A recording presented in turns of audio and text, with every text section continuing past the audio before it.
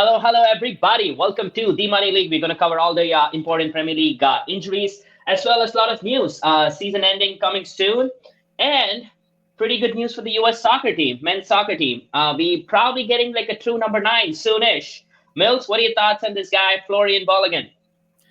Yes, the U.S. has officially got a notification from FIFA saying that the one-time switch filed by the Arsenal striker who's on loan with the French side Stade Reims, Florian Balogun, he is switching from England to represent the United States. And it looks like he could truly be the number 9 because, that's the United States' number 1 problem. They do not have a true goal Mm-hmm. threat, a number 9. And he immediately could jump to the head of the line to be the striker in the upcoming Gold Cup. Of course, we still have Ricardo Pepi and Josh Sargent, but none of them really have the talent that or the capability, technical ability. Well, Pepi does that he does, so that's pretty good. So yeah. I think it's going to be a great combo in the front. Pulisic, Sargent, and now Florian, and we have the guy from the Mexico. Mexico, what's his name? Yeah, Alejandro Zendejas. Yes, Zendeja. So he said, I think, oh my God, I think we might start dominating CONCACAF. So let's see about that. Okay, let's jump on to Premier League. We have to touch upon it because he's technically Arsenal and he's on loan at Reims right now. So there you go. That's like a little bit of a Premier League nugget. And Mills, we have to start, of course, talking about your mighty Man City. Looks like the treble is yours to lose.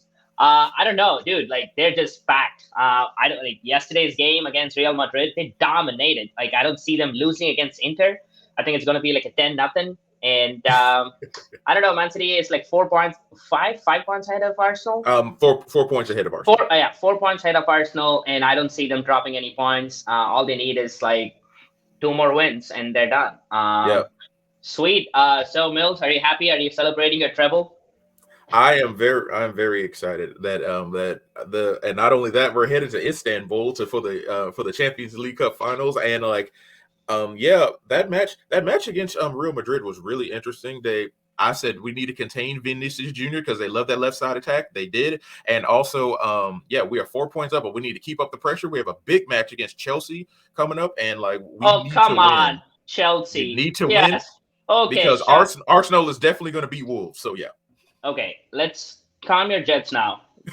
Chelsea is not the previous Chelsea. They're like not even the top 10 Chelsea. So you guys will be fine. I think yesterday Real Madrid played with nine people on the field. They were dominated in the first half, especially like oh my God, it was good for Man City. Good for Man City. They've been building this for a long time. So let's see what happens. You know what? I don't want to say it, but don't take Inter lightly. Everyone's been talking bad about them. So let's see about that. Okay, let's touch upon this Everton issue. Looks like they have some Everton is petitioning, or the other clubs are petitioning against Everton for point reduction. Can you give us like an update on that, Milsey? Yeah, the thing about that is Everton asked, they got into some trouble with the financial fair play rules, and because you can only have about $100 million over the cap limit or stuff like that, but they had a huge record loss of 372 million euros, which is 272 million over the limit. And a lot of the bottom feeder clubs, or not clubs at the bottom, Leicester City, Leeds, Nottingham, and Southampton, they have been saying, they should have a point reduction because they went over the fair play limit, and the Premier League saying it's not going to be a quick decision. This is something they got to take to the board. Yeah, and even if it happens, I don't know how it'll help Southampton. They're all the way down at 24 points. And another update which came out yesterday: Ivan Toney, the Brentford striker, banned for 8 months for gambling. Dude, these athletes, they never seem to learn in any country or any sport. No, they don't, and it was a big surprise because, like, I was reading it out of nowhere. It said, "Oh, Ivan Toney's banned for 8 months. He won't be able to play or practice with Brentford until January 2024, I believe." And that's just crazy because he placed a bet, and like there was another one about one person.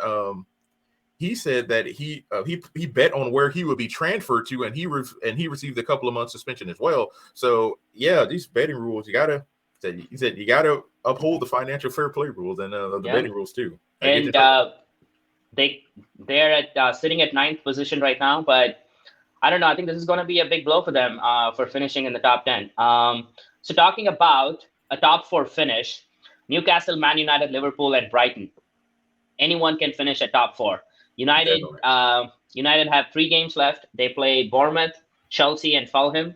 I think it's not an easy fixture. And Liverpool have 2 games, Aston Villa and Southampton. Aston Villa may be a tough one, Mm. but Brighton have 4 games in hand. But Brighton have to play Newcastle, Man City, and Aston Villa. I think they have like the toughest.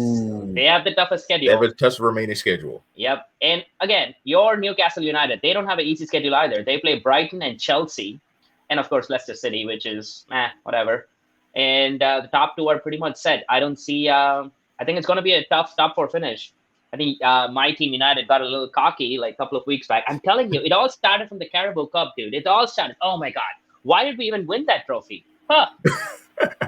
I'm Horrible. telling you guys, you got full of yourself saying, "Hey, we got this. We can do it." Yeah. Yeah, and looks like United are going to potentially part away with 13 players this season. Oh But yeah, dude, this ownership situation is hampering our whole transfer market. Liverpool is going to like, even if they finish fifth, they might get into the Champions League, and they have a good transfer market coming up. They're going to spend a lot. Chelsea is going to spend a lot again. Man City, of course, and Newcastle is going to spend more, especially with the top four finish. oh yeah, United definitely. are United are kind of like stuck, and if we want Harry Kane or anyone else like that, we need the money. And like with this ownership Glazer, dude, oh my God, they're just frustrating every United fan in the world. Every United fan, right from their takeover in 2006, they've been doing the same thing, frustrating the fan without doing anything to the club. They're just taking the profits and running away. Yeah, and it's really sad because you guys have been linked to a lot, and you're willing to spend a lot of money. Number one, you're willing to drop about 30 million for Mateo But Kovacic. Kovacic, yeah. But Yeah, again, and I also don't know, dude. We'll see. yeah, and also you guys have been linked to you're looking at Manu Kone, who is a really talented midfielder as well. You're looking at Ryan Gravenbach from Bayern Munich, and also you're looking at I believe Kone plays for Bayern Mönchengladbach. And like in things, so you guys are really looking heavily into Bundesliga, and you've been tied to so many different ones, and Dude, you we guys get may even move Casemiro too.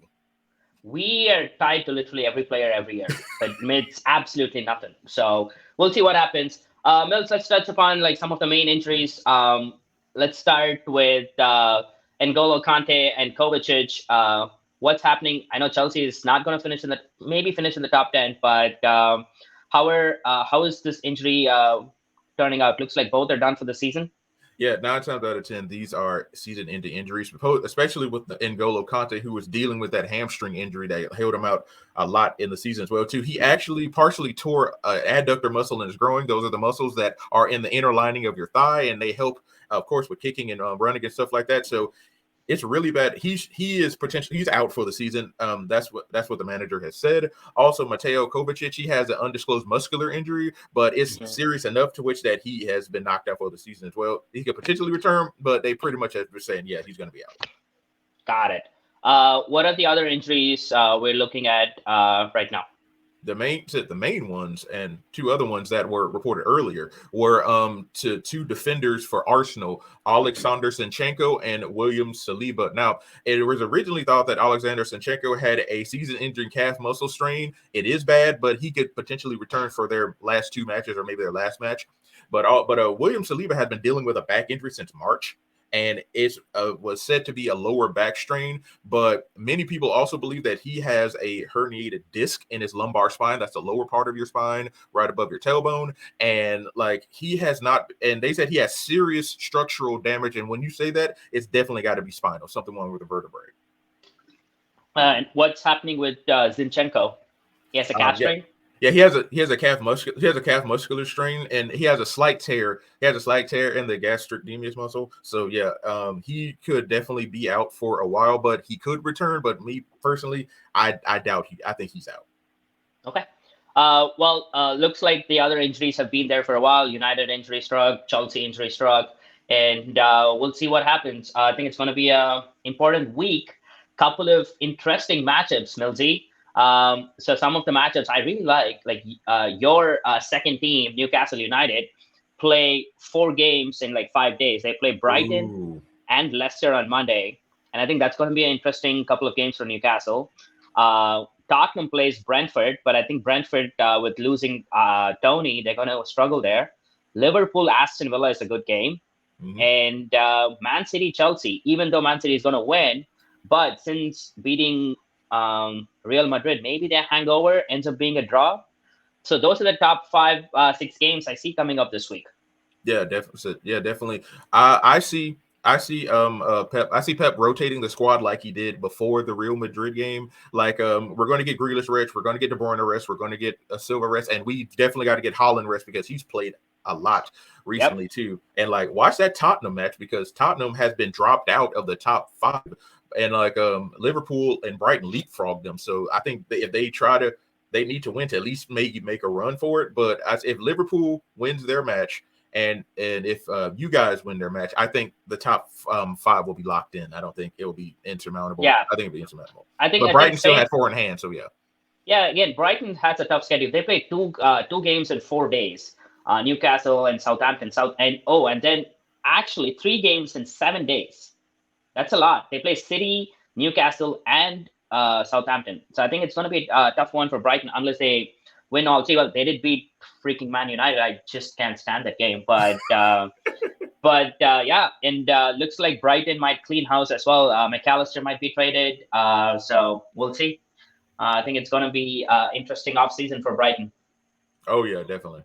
Oh yeah, definitely. Brighton, and they could lose up to 8 starters as well. So yeah. Dude, I think it's the same applies for Aston Villa, and I feel Tottenham is going to get stripped out this season. Either they're going to sell or players are wanting to leave, and yeah, we'll see. And depending on what happens with Everton, if something happens, although they're in kind of like a relegation battle out here, they're 1 point ahead of Leeds United, so anything could happen there as well. Interesting matchups, dude. Next couple of weeks. Well, let's see if my Man United can finish top 4. Yeah, let's get rolling. I think they can. Well, we'll see. Liverpool's making a final rush into it, so yeah. Well, thanks a lot, joining, Mills. Thanks a lot, everyone. Again, before leaving, I want to talk about one thing. Someone posted on Twitter, I think it was ESPN UK. They said if you could pick one manager without money being spent for that season, who would you pick? I'm going to modulate a little bit. I'm going to add another 4th person. First one, Jose Mourinho, Pep Guardiola, Carlo Ancelotti, or Sir Alex Ferguson. So you have to pick one manager with no money spent. Who would you pick, Milsey? Oh, one manager with no person spent. You know me. I got to go with Pep. With no money spent? Dude has never lived. Money spent. Okay, dude has never managed any player without spending money. So let's say, Sir Alex Ferguson, all-time great. Let's rock and roll.